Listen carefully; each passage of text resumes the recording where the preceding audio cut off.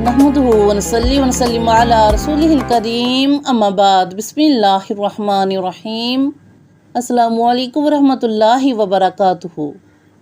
सामिन मिराज का मौज़ू है जिन किसे कहते हैं, जन्नात के बारे में हमारे अकायद क्या होने चाहिए। सामिन जिन एक आग से पैदा की हुई मखलूक है कि जिसको मुख्तलिफ शक्लों में तब्दील होने की ताकत दी गई है। इनकी उम्रें बहुत दराज होती हैं और ये मखलूक इंसान की तरह कर रखने और रूह जिस्म वाली होती हैं। और सामिन इनमें से मुसलमान काफिर हर तरह के जन्नात होते हैं कि जिनकी तादाद इंसान की तादाद से बहुत ज़्यादा होती है और ये इंसान को तकलीफ़ भी पहुंचा सकते हैं। और इनमें तो वालद व तनासल भी होता है, यानी कि इंसानों की तरह इनकी भी नस्ल बढ़ती है, फैलती फूलती है, खाते पीते जीते मरते हैं, मगर इनकी उम्रें बहुत तवील होती है। सामिन जिनका लफ्ज़ी मानी है छुप जाना, तारीक होना, कि जिन नज़र नहीं आते इसलिए इनको जिन कहते हैं। और सामिन सही हदीस मुबारका में है, हज़रत इब्न अब्बास रज़ी अल्लाह तआला अन्हु फरमाते हैं कि जब अल्लाह तबारक व तआला ने अबुल जन्नात को आग के शोले से पैदा किया तो उसे इरशाद फरमाया कि तुम कोई तमन्ना करो।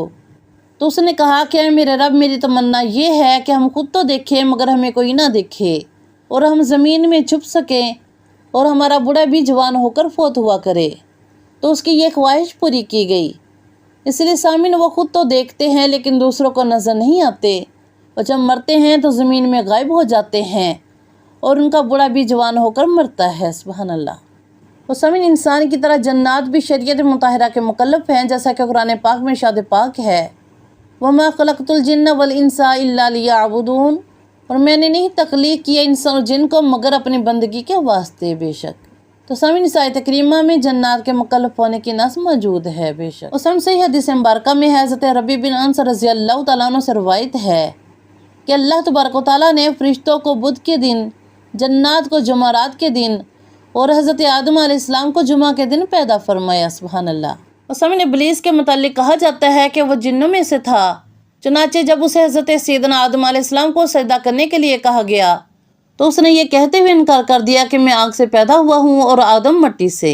सामिन जन्नात एक आग से पैदा की हुई मखलूक है, मगर इसका मतलब ये नहीं कि वह हकीकत में भी आग है, बल्कि जिस तरह इंसान को मट्टी से पैदा किया गया है मगर हकीकत में वो मट्टी नहीं है, बल्कि गोश्त पोस्त खून और हड्डियों से मिली हुई एक शक्ल और सूरत रखने वाला है, इसी तरह जन्नात भी एक खास शक्ल और सूरत रखने वाली मखलूक है।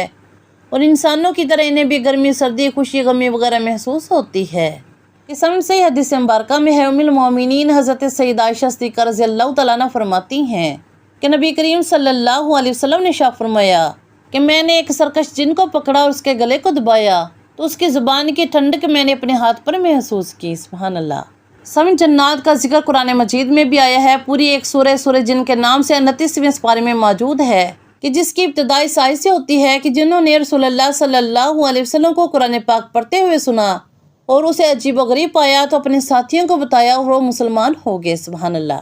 सामिन जिस तरह हम इंसानों को भी किसी नापसंदीदा अमल से तकलीफ पहुँचती है, इसी तरह जन्नात को भी कई अमल नागवार गुजरते हैं, और हमें जहाँ एहसास हो कि जहाँ पर जन्नात का डेरा है तो वहाँ ऐसे काम हमें नहीं करने चाहिए कि जिससे वो खुदाई मखलूक नाराज़ हो जाए या उसको ऐसी कोई तकलीफ पहुँचे। सामिन जन्नात के बारे में उनकी ज़ुबान में शाद खुदाबंदी है और हम में से चंद अतात गुजार हैं, कुछ सरकश हैं कि सामिन जन्नात में ईमान वाले भी हैं और काफिर भी, कि इनके मुख्तलिफ फ़िरके भी होते हैं। इनमें जो ईमान वाले होते हैं वो शरीयत मुताहरा के पैरोकार होते हैं कि नमाज़ पढ़ते हैं, रोज़े रखते हैं, अलगर्ज़ शरीयत मुताहरा के तमाम अहकामात के मुखालिफ होते हैं। सुभान अल्लाह। और सामिन हज़रत कतादा रज़ी अल्लाह तआला अन्हु फरमाते हैं कि जन्नात की औलाद भी वैसे ही पैदा होती है जैसे इंसान की औलाद, लेकिन जन्नात के बच्चे पैदाइश में बहुत ज़्यादा होते हैं। सुभान अल्लाह।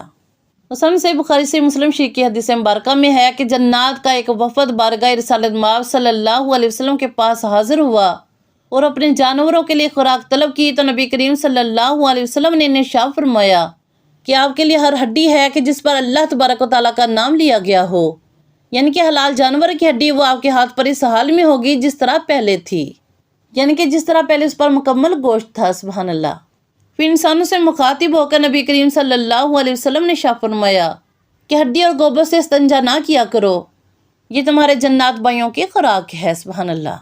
सामिन जन्नात को अल्लाह रब्बुल इज़्ज़त ने इंसानी आजमाइश के लिए ये कुदरत दे रखी है कि वह मुख्तलिफ तसर्रुफ़ करके इंसानी ज़िंदगी पर असरानंदाज हो सकते हैं کہ جس کا قرآن حدیث سے واضح ثبوت بھی ملتا ہے بے شک۔ لہٰذا سامعین، کسی کے جسم پر جن کا تسلط اس کے اثر سے مغلوب ہو جانا کوئی بعید نہیں ہے۔ نئے جنات کے انسانوں کے پاس آنا، ان پر غالب ہونا، ان کو گمراہ کرنا بھی ثابت ہے۔ اور سامعین، اس کے علاوہ جنات کی تذکیر بھی ممکن ہے بے شک۔ اور سامعین، فرشتوں کی طرح جنوں میں بھی بعض کو یہ طاقت دی گئی ہے کہ جو شکل چاہے بن جائیں، کہ حدیث مبارکہ سے بھی ثابت ہے کہ ان میں سے کسی کے پر بھی ہوتے ہیں اور وہ ہوا میں اڑتے پھرتے ہیں، بعض سانپوں کتوں کی شکل میں گشت لگاتے پھرتے ہیں، اور بعض انسانوں کی طرح رہتے سہتے ہیں، لیکن اکثر ان کی رہائش گاہ بیابان، ویران مکان، جنگل، پہاڑ اور گندگی پھینکنے والی جگہ ہیں۔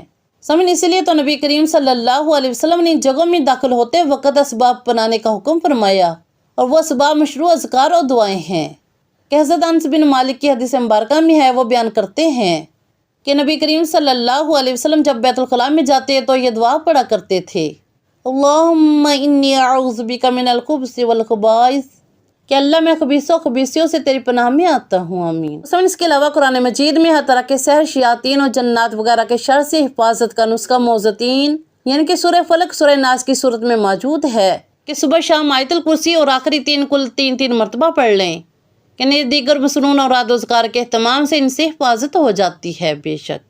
سامعین، جن و شیطان کے وجود کا انکار یا بدی کی قوت جو ہر انسان میں پوشیدہ ہے، اس کا نام جن و شیطان رکھنا، اور یہ سمجھنا کہ شیطان کا کوئی خارجی وجود نہیں، یہ سب باتیں کفر ہیں، پوری ایمان اسلام کے منافی برخلاف ہیں، استغفر اللہ بے شک۔ اللہ پاک ہم سب مسلمانوں کو اپنے عقائد کی درستگی کرنے کی توفیق عطا فرمائے، اور شیطان و جنات کے شر سے حفاظت فرمائے، اور نبی کریم صلی اللہ علیہ وسلم کے بتائے ہوئے مسنون اذکار پر عمل کرنے کی توفیق عطا فرمائے، اللہم آمین۔ دعا میں یاد رکھیے گا۔ جزاک اللہ خیر۔